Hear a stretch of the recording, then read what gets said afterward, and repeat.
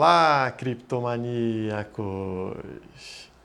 O Bitcoin foi criado como uma ferramenta libertária ou criptoanarquista, de forma a evitar que seus usuários sejam fiscalizados, oprimidos ou até mesmo agredidos por terceiros. Isso faz muita gente questionar se deveria pagar impostos com o Bitcoin. Para responder essa pergunta, a gente precisa primeiro entender se imposto é roubo. A maioria das pessoas entende que imposto não é roubo, e elas utilizam 3 argumentos que eu tenho certeza que vocês aí também utilizam para falar que imposto não é roubo.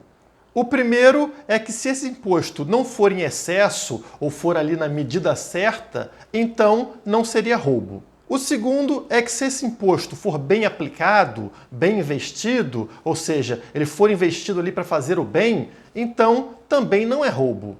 E o terceiro argumento é que sem impostos os pobres morreriam, então por isso o imposto não é roubo. No vídeo de hoje nós vamos questionar esses 3 argumentos que são levantados para falar que imposto não é roubo e assim definirmos se devemos declarar os bitcoins e pagar impostos sobre eles.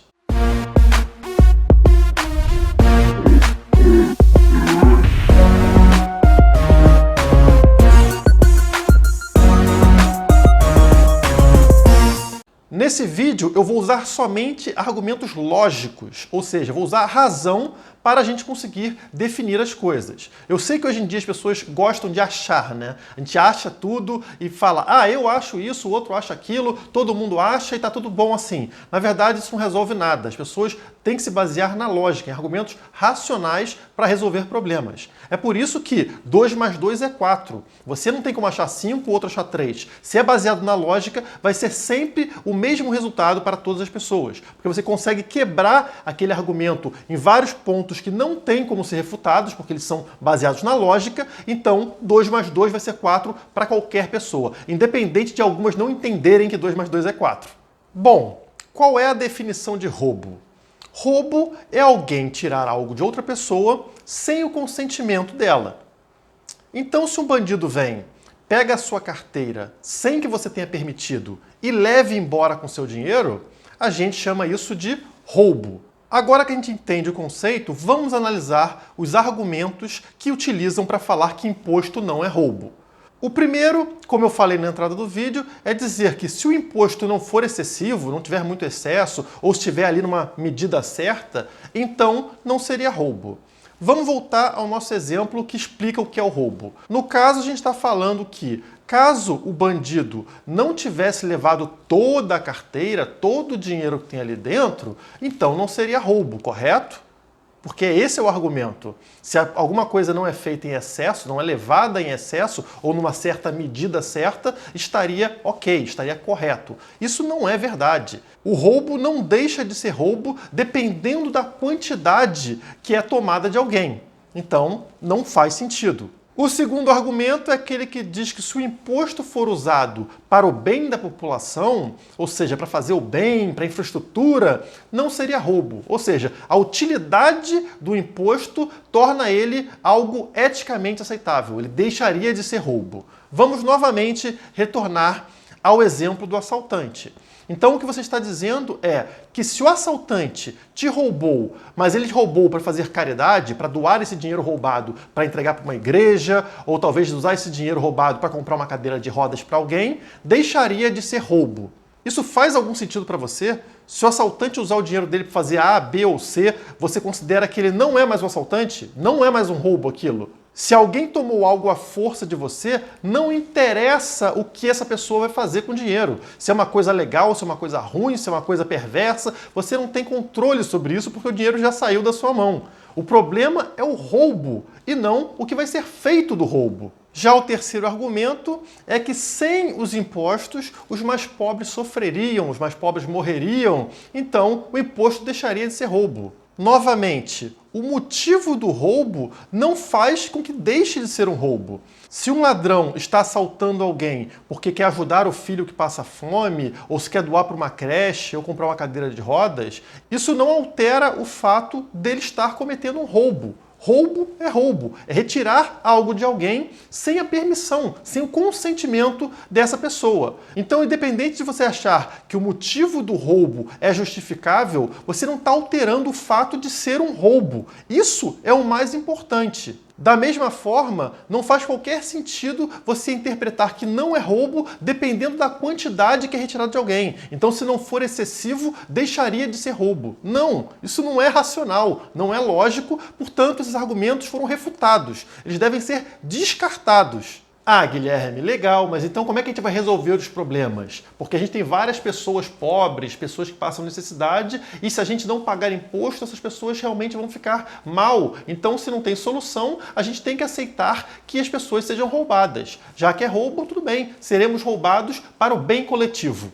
Aí que está o problema. Isso não pode acontecer. A ética, ela deve vir sempre antes da utilidade, senão você acaba com um problema muito maior. A gente tem inúmeros exemplos na história que mostram que colocar utilidade ou eficiência na frente da ética levam a coisas absurdas que envergonharão as gerações futuras. O primeiro exemplo é a própria escravidão negra. A gente sabe que a escravidão negra ficou por séculos e séculos e sempre foi justificada por questões utilitaristas, por questões eficientistas. Ou seja, precisamos da escravidão negra porque sem ela a gente não consegue ter uma produção de alimentos para sustentar toda a sociedade. Se não forem os escravos negros, as pessoas passarão fome e todos nós teremos graves problemas sociais. Vejam como eles tentam justificar uma coisa completamente antiética, que seria retirar a liberdade de uma pessoa para o bem coletivo. Novamente, coletivismo, vamos fazer o bem para todos. Então, já que é necessário, infelizmente, a gente tem direito a tomar a propriedade de outras pessoas, no caso dos negros. Você que hoje defende impostos, que entende que é correto o imposto, ou seja, que alguém tem o direito de vir e tomar a propriedade de outra pessoa sem o consentimento, você provavelmente lá, há 200, 300 anos atrás, seria um defensor da escravidão negra, porque o argumento é exatamente o mesmo. Você teria o direito de tomar a propriedade de outra pessoa, no caso, a propriedade sobre o trabalho e o corpo de um escravo negro, porque a sociedade, a produtividade, a eficiência de todos dependia disso. Então agora você novamente fala, eu defendo sim que as pessoas tenham a sua propriedade tomada pelo governo, à força, porque isso mantém a nossa sociedade convivendo harmonicamente. E notem como não passava de uma mentira, porque hoje nós não temos escravos negros e a gente é muito mais produtivo do que foi no passado. E as pessoas ignoram que os mesmos argumentos que eram utilizados lá no passado continuam sendo utilizados para justificar o imposto hoje.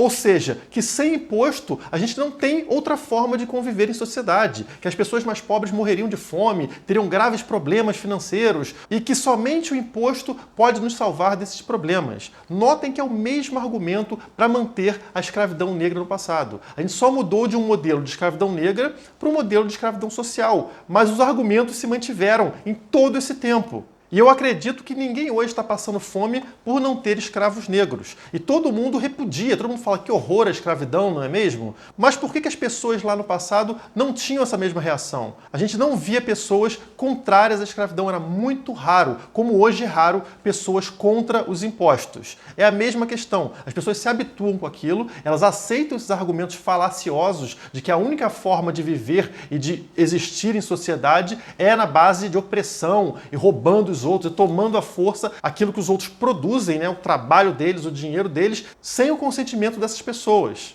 E a inveja é a base desses sistemas coletivistas que a gente costumou a ver durante os séculos, né? Então, comunismo, socialismo e tantos ismos que a gente tem aí, onde as pessoas querem mais é igualdade. Elas usam essa palavra como eu quero que todo mundo esteja igual, independente de estar uma porcaria para todo mundo, né? Então você vê Coreia do Norte, vê Venezuela, onde todos são iguais na pobreza, que é uma coisa muito triste. As pessoas têm capacidades diferentes, força de vontade diferente e, obviamente, o resultado do que elas vão produzir e conseguir para elas será diferente. Esse é o ponto principal. Não dá para você pedir igualdade, porque igualdade vai significar que vão colocar todo mundo no nível mais baixo, já que quem está lá embaixo, quem tem menos produtividade, menos capacidade, jamais vai conseguir alcançar quem está lá em cima. Então o que você faz? Coloca todo mundo lá embaixo. Aí fica aquela igualdade no pior nível possível, que é o que a gente viu com China, com Rússia, com Coreia do Norte, com Venezuela, em todos os locais onde tentaram fazer sistemas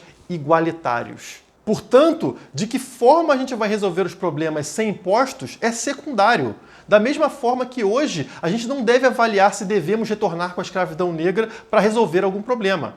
Escravidão negra é antiética, é um absurdo e ela não pode ser considerada como uma solução para o problema. Como eu falei, a ética deve estar em primeiro lugar. Da mesma forma, a escravidão social não pode ser aceita. Ela é um absurdo completo, tão absurdo quanto a escravidão negra. Então ela não pode ser considerada como solução de problemas. O ser humano ele se adapta muito fácil e a gente tem várias outras formas de solucionar o problema sem que seja na base da opressão, na base de obrigar pessoas a pagarem por aquilo que elas não querem, ou seja, roubá-las, retirar aquilo delas sem consentimento.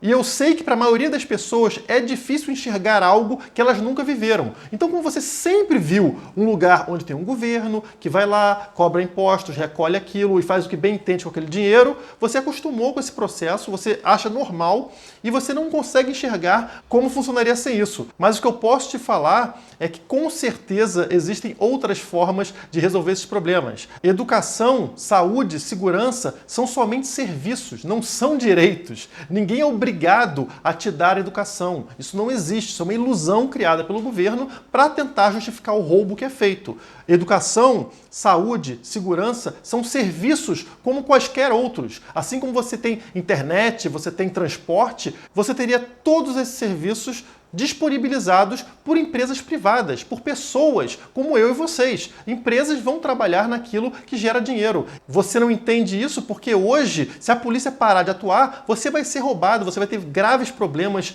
como aconteceu, por exemplo, no Espírito Santo. E por que isso acontece? Porque é proibido para a gente ter armas. A gente não tem direito a armas. Depende de uma segurança do Estado. E também empresas não podem investir nesse setor. Não pode existir um policiamento nacional ou territorial feito por empresas. Isso é proibido, é um monopólio do Estado. O máximo que a gente pode ter é um guardinha andando na rua. É isso que o governo permite pra gente. Na hora que não tivesse mais isso, tudo isso ia florescer. A gente teria várias empresas atuando no mercado, oferecendo esses serviços. Da mesma forma que em outros setores que hoje são proibidos e que justificam aí para o governo, né, essa cobrança absurda de impostos. Eu geralmente, para exemplificar isso, utilizo praias e shoppings. Praias são públicas, portanto, para a maioria das pessoas é encarado como algo gratuito, o que obviamente não é verdade. Você paga muitos impostos para manter as praias. E mesmo com todo esse dinheiro de impostos nas praias, você vai para a praia e você encontra arrastão, sujeira na areia, poluição na água, falta de local para estacionar, nenhuma infraestrutura para você poder ali ter um serviço, tomar alguma coisa, comer alguma coisa. É tudo de péssima qualidade, barulhento, violento. E quando você vai num shopping que é privado, você também entra de graça. Você não precisou pagar nada, nem imposto para entrar ali. E você vai dentro do shopping de graça e tem limpeza total, segurança total, até mesmo ar-condicionado e Wi-Fi, tudo de graça para você ali dentro. Como que isso é possível? Isso é possível graças à concorrência. Se um shopping decidir cobrar a entrada e os outros não, esse shopping vai falir. Então, na hora que existem dezenas de shoppings fazendo isso numa cidade, as pessoas naturalmente vão começar a dar prioridade para aquele que está mais barato e oferece melhores serviços. E naturalmente se torna padrão no mercado ser gratuito e utilizar todos esses benefícios de um shopping, que o tornam muito superior a uma praia, que você gasta dinheiro com impostos e é de péssima qualidade. Então a solução vai passar por aí. Na hora que você tem uma extrema concorrência para oferecer um serviço, esse serviço não tem como ser caro ou de má qualidade, porque aquele que for caro e de má qualidade, ele vai ser jogado para fora do mercado. Vão se manter somente aqueles que são bons, como eu expliquei aqui no caso do shopping.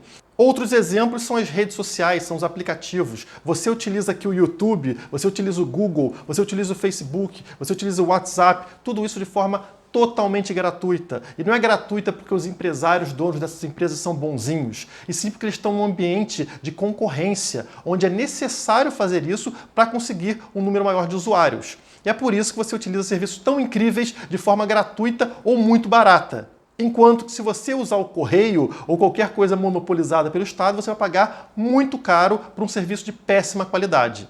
Resumindo, imposto, além de ser roubo, é justamente aquilo que mantém a pobreza. Ele evita que serviços apareçam para solucionar o problema de pessoas pobres. Então essa pobreza alimenta o Estado, alimenta a votação desses políticos e o dinheiro deles. Eles precisam manter problemas existentes para conseguir se reeleger. Se tudo tivesse muito bom, tudo perfeito, não existiria necessidade para o Estado. Se você quer solucionar problemas sociais, você tem que ser contra o Estado, contra o imposto. Dessa forma, vários serviços vão competir no mercado, vão concorrer, e daqui a pouco você vai ter serviços que hoje são tão caros quanto segurança, saúde, educação, em valores irrisórios se comparados ao de hoje, como aconteceu com tantos outros setores, como os que eu exemplifiquei aqui no vídeo. Ou seja, tanto pela questão ética quanto pela questão utilitarista, imposto é extremamente negativo e você deveria ser completamente contra. Agora, a gente sabe que tentar evitar imposto nos dias de hoje é algo arriscado, porque o governo vai para cima de você, ele vai te ameaçar de prisão, se você resistir, ele vai te matar. Sendo assim, a minha opinião sobre pagamento de impostos com ou sem criptomoedas já ficou muito clara nesse vídeo. E o Bitcoin ou qualquer outra criptomoeda é somente uma ferramenta para garantir o nosso anonimato, a nossa privacidade, para que o criminoso não consiga saber o que a gente faz com o que é nosso, com a nossa propriedade. Porque é péssimo você ter um hacker que sabe o que você faz no seu computador, que sabe o que você faz na sua vida. E é isso que o governo é, um hacker. Ele está ali de olho no que é seu, querendo abocanhar uma boa parte daquilo que você produziu. E se é para ser escravo, não seja um escravo acomodado. Se rebele, esteja contra o sistema. Não aceite que a sua propriedade, seja ela o seu corpo, como acontecia com os escravos negros, ou o seu trabalho, como acontece atualmente, seja roubado por outras pessoas. Se alguém tira algo de você sem o seu consentimento, isso é roubo, isso é um absurdo, isso é criminoso e deve ser combatido, independente dos motivos que derem para realizar tal roubo. Não esqueça de compartilhar esse vídeo nas redes sociais, deixar o seu like e se inscrever no canal. Muito obrigado e até a próxima. 56% do que eu paguei aqui foi roubado de mim. Se inscreva no canal, deixe o seu like e entre nas redes sociais do Criptomaníacos.